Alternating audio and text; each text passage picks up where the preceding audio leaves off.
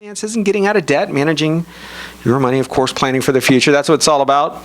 We're talking about a couple of things that seem to be hitting the waves. You know, you remember when President Obama was elected, he was fundamentally going to change America. That was his push. A lot of people thought that was a good idea. Because remember, if I say I want things to be better, you hear that and you don't know exactly what I mean, but you hear better in your terms. And then the next person hears better, and whatever that means. Or if I say we're going to change, everybody goes, oh, this should be changed. And the other person says that should be changed. And at the end, everybody kind of puts in their own little values and their own little end result, not understanding that really the change may or may not be what you always wanted it to be. And in fact, for a lot of people, the change is not what you want. And so why am I bringing that up in the financial show? Because financially, things have fundamentally changed. And here's where I'm going with that.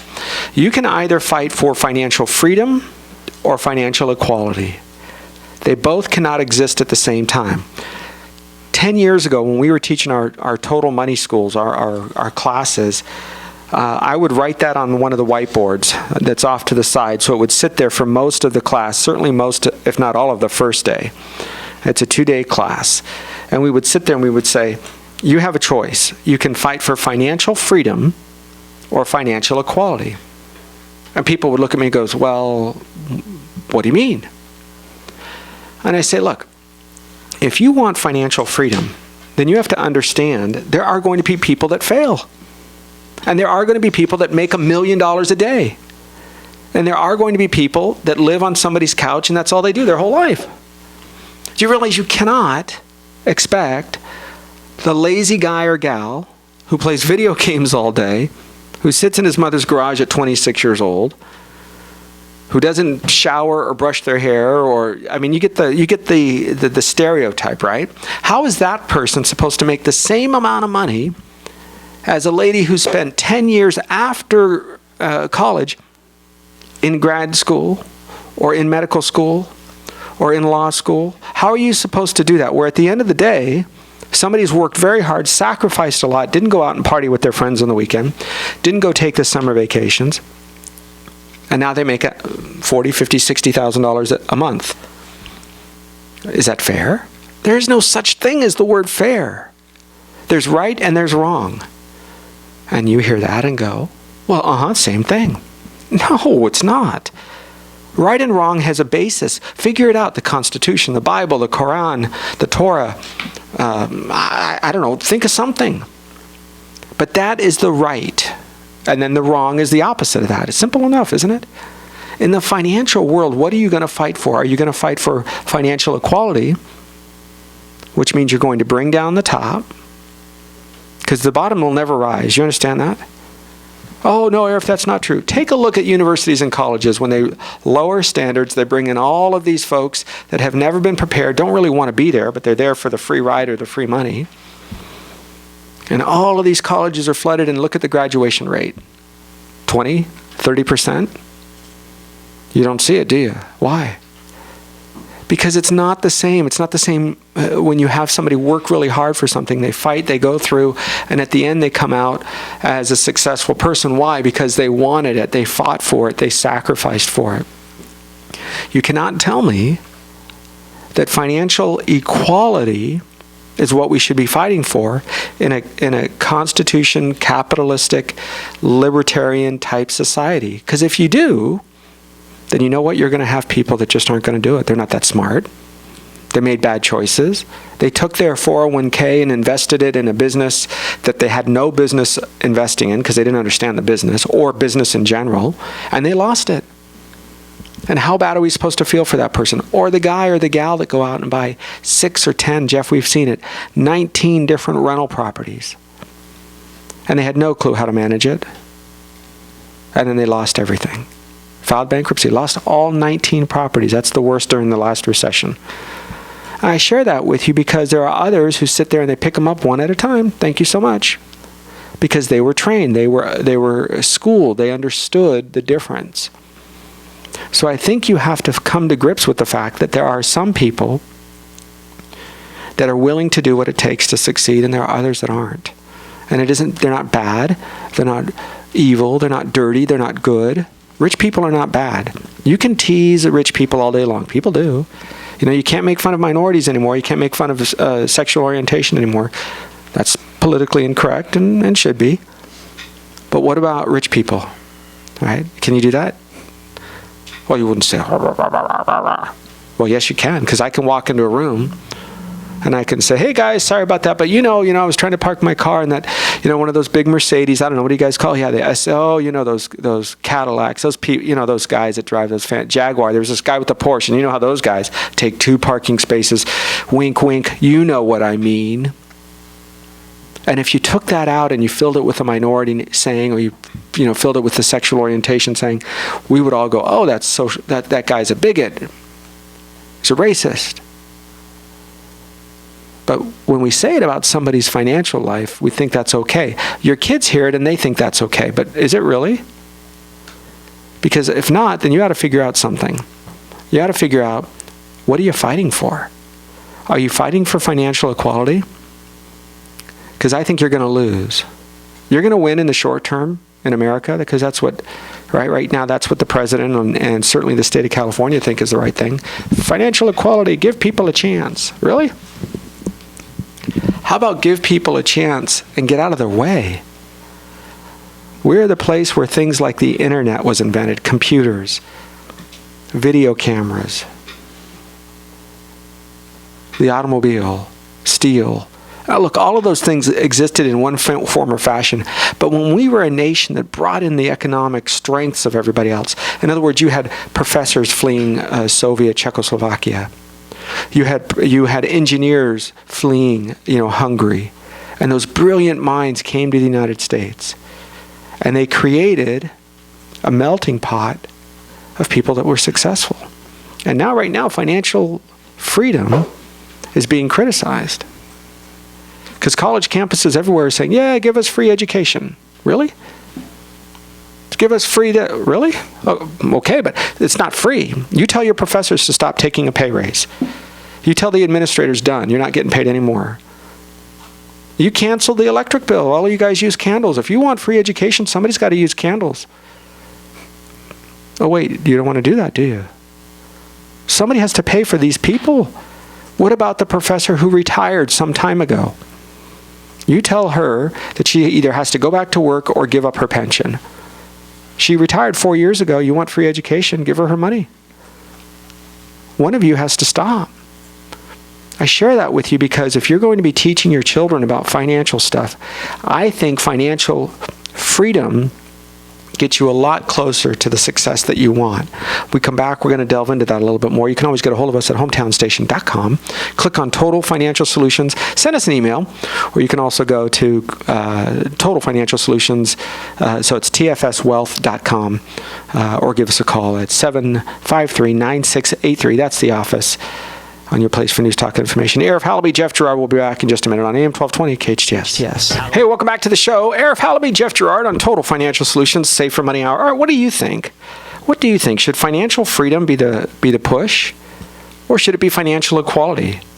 I love it when we talk to our college students, because that should be the place. It's not always, but it should be the place of, free thought and expression of ideas. And instead, there's all these protests running around telling people that, you can't speak, and the free speech guys they suddenly, if enough people declare it hate speech, that's it, you're over. I'm like, what are we in Germany, Nazi Germany? Where did that come from? All of a sudden hate speech became something. So what? Don't listen, walk the other way.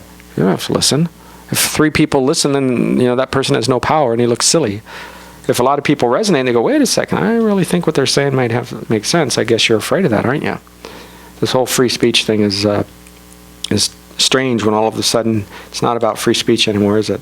So think of this, financial freedom, Jeff, financial equality. What does it mean to you?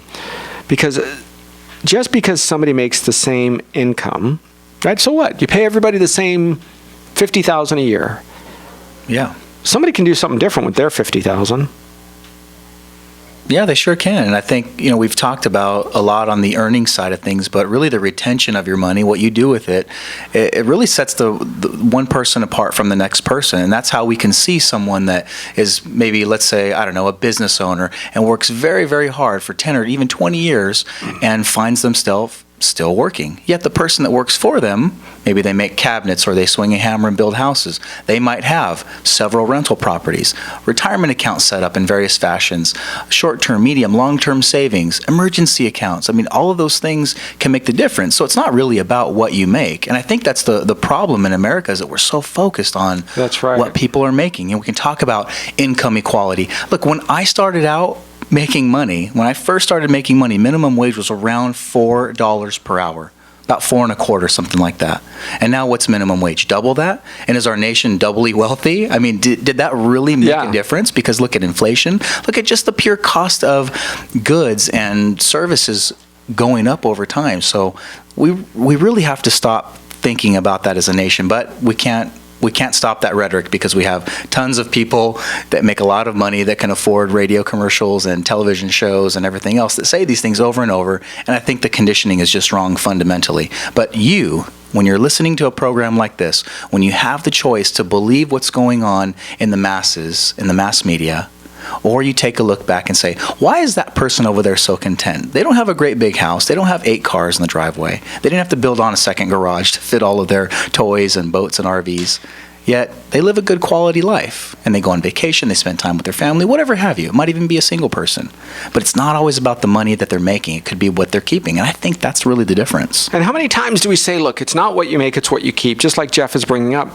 And yet, time and again, people think, well, if I just had a pay raise, you know what it is? I just need to make 10% more per year. That's it, 10%. You know what? Hey, our union just negotiated 4, 4, and 4. I used to be part of that union negotiating team on 1 year with the police department. That was my job, was to make sure that we could, as a delegate, union delegate. I walked into the meeting and I loved all the guys and gals on the committee, but the truth was that none of them had a financial calculator. They all thought the answer was a vacation day, and here I am telling them, wait, compounding and interest. The answer is compounding. If you can get a 2% pay raise today, it's not 2% in the future. And yet the basics that all of us need to know, the way interest works and the fundamentals of financial success, are much different than what you think. The fundamentals of financial success are take what you make, save some, give some away. The answer is 10%. You can choose whatever number you choose. But if you save 10%, you take 10% and you put it in a charitable place, whether it's your church or charity or organization. And then you take the next amount and you say, okay, now I have what's left. Now what do I do? And now you take that difference, you spend it wisely, and you take maybe another 10%, and you put it in your savings account for a rainy day. Now you've taken care of charity, you've taken care of your long term, which is your retirement, and you've taken care of short term. Now that's what you should spend, is 70% or less of your take home each month. Now, if you can't do that, then the answer is more money? Well, think about it. I don't know. Remember when you used to make whatever it was 10 years ago, and you said, gosh, if only I made $10,000 a month. If I only made $10,000, you know how my life would change with $10,000 a month? And you're making maybe $6,500 or whatever. And then you make $10,000 and you think, that's it. It's $12,000 a month. When I make 12, but you understand that never goes away. You know it, right? Think about your family. When did those numbers change? So I want us to think twice about this. Financially, we are building our lives, and we're doing so in a way where if we take a portion each month and we save it for retirement, we'll get into another show of where you should save it. That's a different idea. But the concept of saving money for the future means you are trusting yourself. But it also means you're not trusting the government as much, is it? Because so many people would trust their employer. So many people would trust the government. Close their eyes, wake up 30 years later, oh, Social Security's there. Oh, my pension's there. That's a lot of faith you're putting into some other entity, into some other person that's going to manage that for you. I mean, at the end of the day, you have to really think about who's going to take care of you and your family. And if it's you spending a bunch of time at a company, you're kind of married to that company. And that's okay. I'm okay with that as long as you know what the other end of that conversation looks like. Look, I'm going to trade my time for services for the next 30 years. And at the end, I hope that pension is what that promise is. You're waiting on a promise, and sometimes it's there. Maybe most of the time it's there. The history of Social Security, we've never had negative or zero increase in cost of living like we've had 4 times now since 2010. 3 zeros. Do you understand that? Do you realize that? 0. If you have Social Security and you're getting a paycheck, in 2010, you didn't get a pay raise. 2011, you didn't get a pay raise. 2015, for next year, you didn't get a pay raise. But did milk go up? Did car insurance go up? Did your eggs go up? Oh, it's those evil rich people. How about you better start managing your money, because you can be against whoever you want all day long. But I promise you, if I gave you $1 million, you would take it. Oh, wait, but now you're rich. Oh, well, those people are dirty, evil, bad. A good person with money will be better because they will be able to exemplify their traits. A bad guy with power gets worse when you give him more power. You get it? So if you take a good, honest, hardworking person and you give them a little bit of power or a little bit of money, they tend to do good things with it.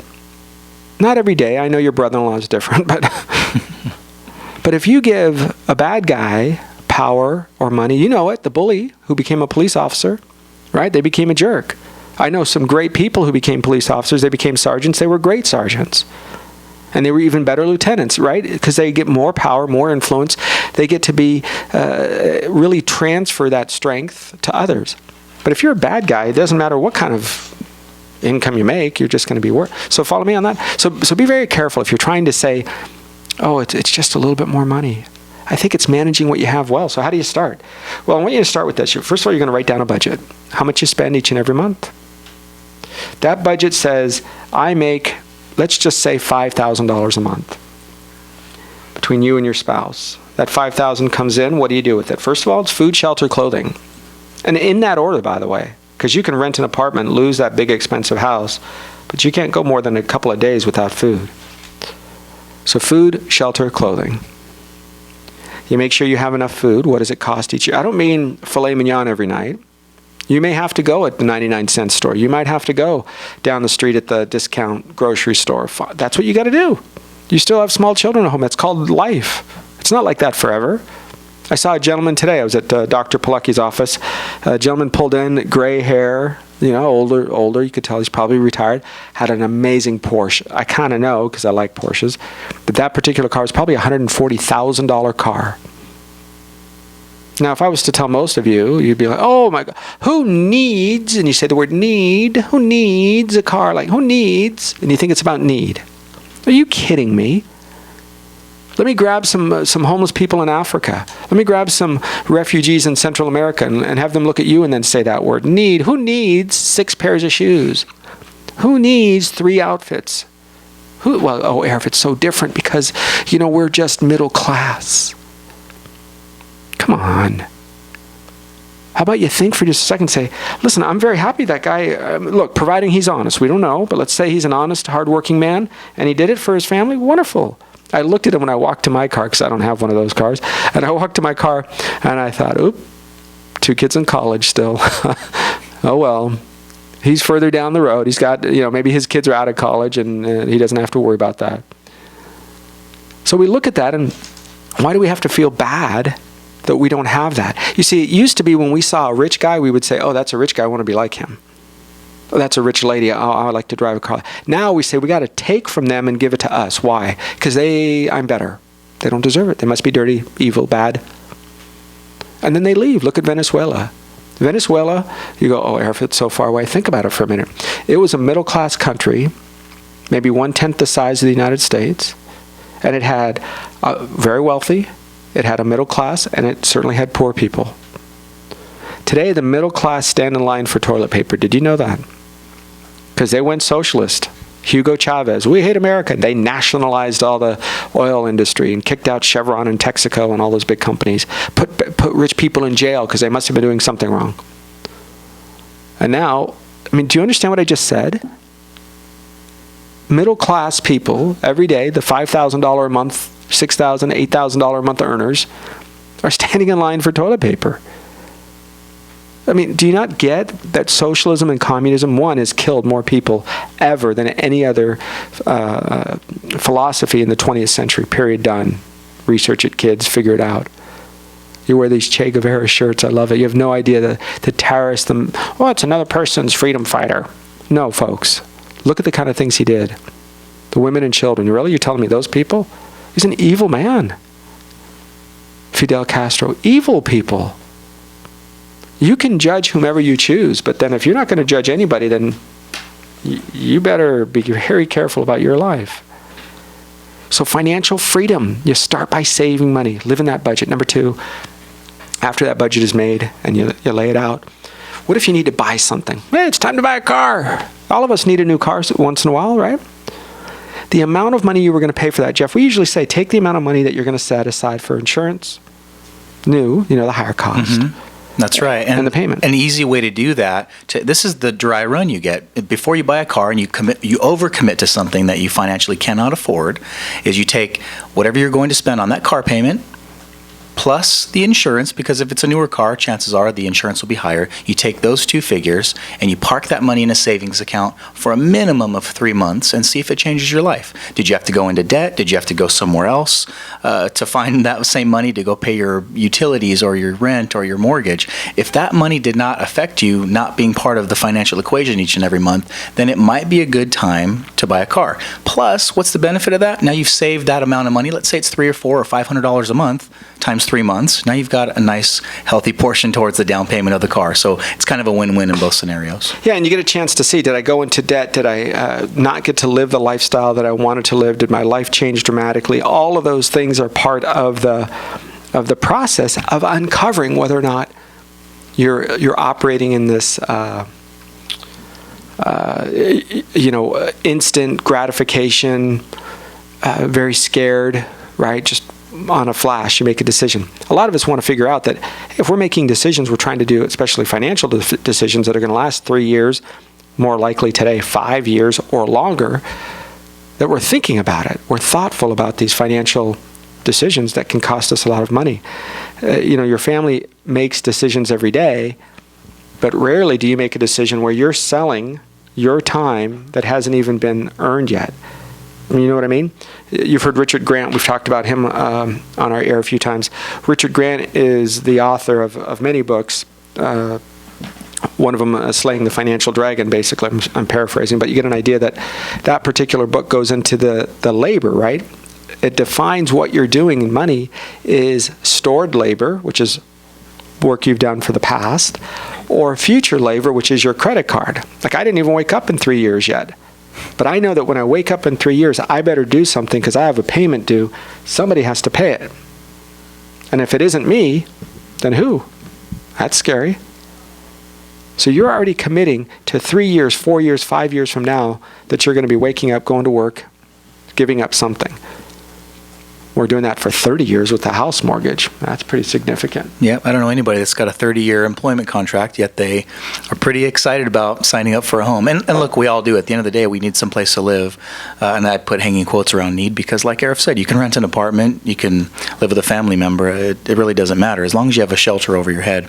But I like what you're talking about with the budget, Arif. I know we've talked a little bit about this, but the budget is usually almost like a 4-letter word in the household for some people. They think it's so restricting, but a budget really tells people what they can spend, because whether it's swiping a card or doling out a $20 bill and you don't know where the change went, or it was so easy to swipe or just sign your name or punch in your PIN, and now money leaves your account. It didn't really leave your account. Numbers exchange, right? So it makes it really simple to let go of your wealth when you're buying something.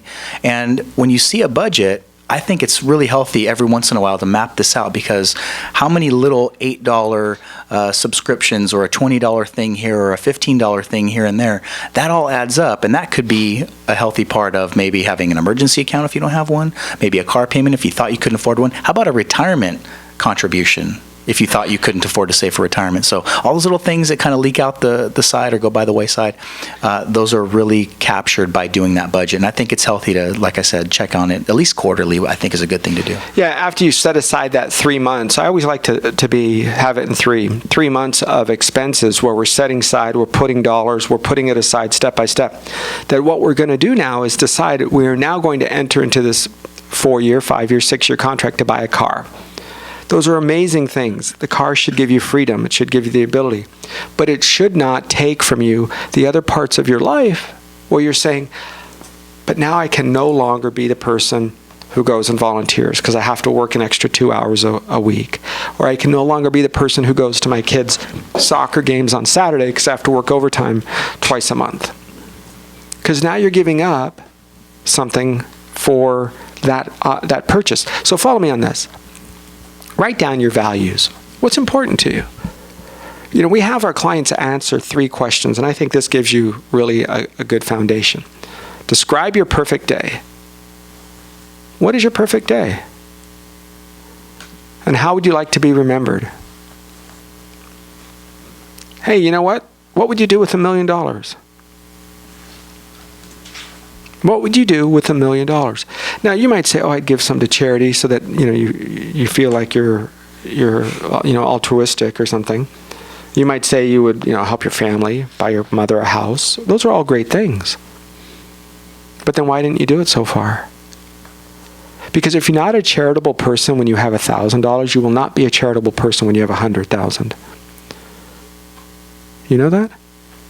Now you might say, Arif, well, you don't understand. Food, shelter, clothing, I thought. I didn't say filet mignon, house on the hill, go to the Nordstrom's or Macy's or whatever. We're talking about food, shelter, clothing. If you're not a charitable person when you have very little, you will not be a charitable person when you have a lot. You want to improve who you are, then I think you got to start giving. If you don't have any money, then you have time. The reason that lawyers get $500 an hour and a janitor makes $15 an hour is not because one of them is nice and one of them isn't. Not because one is a good family man or woman and the other one isn't. It isn't because one gives to church or charity and the other one doesn't. The reason that one makes $500 an hour and one makes $15 is very simple. One has done the work that later on in life society has decided is worth $500 an hour. Nothing to do with you sitting around saying, the only reason I expect to have value is because I'm a good person. Who cares? Who cares? That's not what you're being paid for. You're being paid to clean, or you're being paid to consult, or you're being paid to handle. Follow where the money is if that's what matters to you. If it isn't, then don't care about money. Financial freedom, financial equality. We'll come back. We got some more. I'm trying to be a little provocative for you so that you can take the concept of liberty or equality and decide what it is that matters. In the United States, I'm going to give you an example. If you want success, it is not about democracy. We'll come back with a whole lot more. Total Financial Solutions, Safer Money Hour. Arif, Halaby, and Jeff Gerard on AM 1220 KHTS.